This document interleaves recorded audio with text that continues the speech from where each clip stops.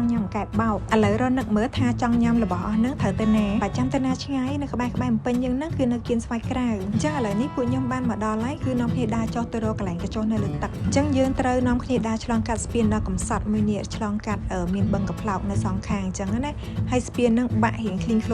ងហើយដើរទៅរៀងភ័យបន្តិចដែរហ្នឹងណាអញ្ចឹងកញ្ចុះនៅនេះជាលក្ខណៈកញ្ចុះខ្ទមស្បូវអញ្ចឹងមកដាក់បដែតនៅលើទឹកនៅខាងក្រោមហ្នឹងឃើញមានធុងសាំងនិយាយទៅពេលដែលយើងឡើងលើនឹងទៅរៀងឃ្លីងឃ្លងពួកខ្ញុំបានមករកកន្លែងអង្គុយសិនបន្ទាប់មកទៀតយើងនឹងធ្វើដំណើរទៅទិញម្ហូបយកមកញ៉ាំនៅលើកញ្ចុះហ្នឹងហើយយើងត្រូវជិះទូកទៅបើសិនជាអត់ចង់ជិះទូកទៅទេយើងជិះម៉ូតូជិះឡានទៅទិញនៅផ្សារវិញក៏បានដែរឬក៏ហៅម្ហូបនៅកន្លែងកញ្ចុះហ្នឹងញ៉ាំក៏បានដែរអញ្ចឹងផ្សារគឺនៅត្រើយម្ខាងទៀតនៅទល់មុខកញ្ចុះពួកខ្ញុំហ្នឹងនៅពេលដែលពួកខ្ញុំឆ្លងទូកទៅដល់គឺផ្សារនៅត្រើយម្ខាងហ្នឹងប៉ុន្តែបើសិនជាបានមកលេងមកអង្គុយនៅត្រើយខាងនេះបងប្អូនទាំងអស់គ្នាគួរតែជិះទូកទៅហ្មងម្នាក់តែ 3000 រៀលទេហើយបន្ទាប់មកបើសិនជាយើងចង់ជិះដើរលេងនៅលើទឹកនឹងមើលទេសភាពយើងអាចថែមលុយឲ្យគាត់ទៅ5000 រៀលទៀតគាត់នឹងជួយយើងមើលទេសភាពវិញហើយក៏មានសទូចត្រីសទូចអីដែរប៉ុន្តែយើងត្រូវឲ្យលុយទៅគាត់ចឹងណាសទូចដូចជា15000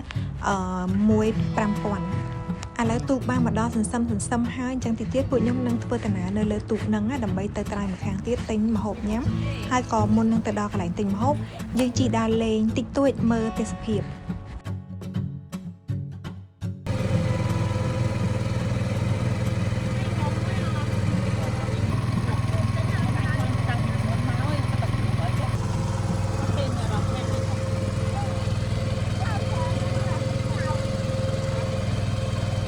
ចឹងឥឡូវនេះពួកខ្ញុំបានឆ្លងមកដល់ត្រើយម្ខាងទៀតហើយយើងដើរតាមផ្លូវនេះមកតែមិនតិចទេយើងនឹងបានទៅដល់ផ្សារទិញម្ហូបហើយ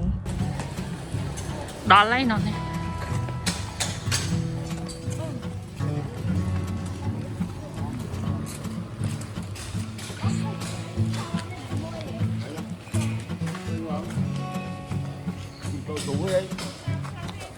តិចជូតណាអត់បានឃើញហ៎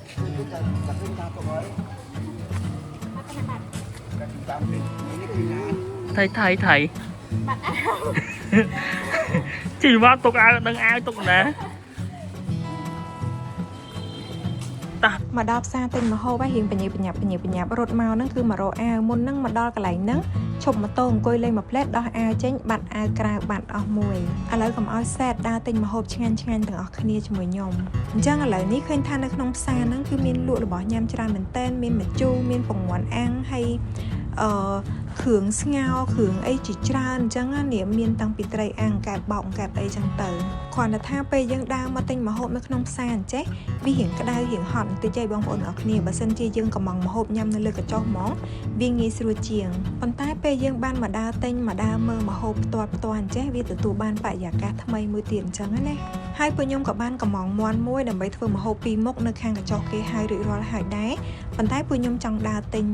ម្ហូបបន្ថែមអញ្ចឹងណាដោយសារគ្នាខ្ញុំច្រើនដែរហើយមួយទៀតយើងគិតថាមកទិញចេះទៅវារៀងធូរថ្លៃជាងដែលយើងកំងម្ហូបនៅកញ្ចុះសុទ្ធហ្មងអញ្ចឹងគោលដៅសំខាន់ជាងគេរបស់ពួកខ្ញុំគឺខ្យងហើយនឹងខ្ចៅនឹងថ្ងៃចូលចិត្តមែនតែន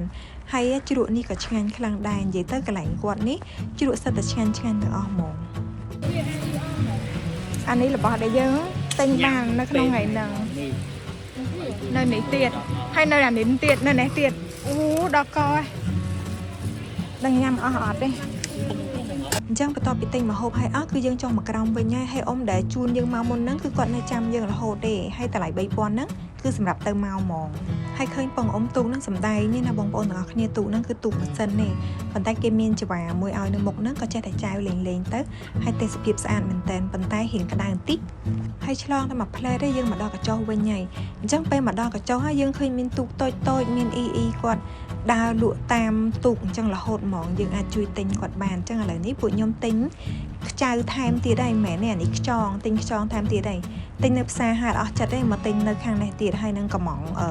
ពោតឆារបស់គាត់ទៀតហើយមានអីរសជាតិអាហាររបស់គាត់ហ្នឹងគឺឆ្ងាញ់ពោតឆាហ្នឹងឆ្ងាញ់សម្រាប់ខ្ចងរៀងផ្អែមបន្តិចប៉ុន្តែម្ហូបនៅនេះគឺអត់អីទេមានរសជាតិល្អអាចទទួលយកបានអញ្ចឹងណាអញ្ចឹងបន្ទាប់ពីញ៉ាំអាហារហើយអស់ពួកខ្ញុំនាំគ្នាអង្គុយសម្រាកលេងនិយាយគ្នាលេងអង្គុយលឿនរឹងអញ្ចឹងទៅនិយាយទៅមានរឹងមានអីអញ្ចឹងទៅហើយ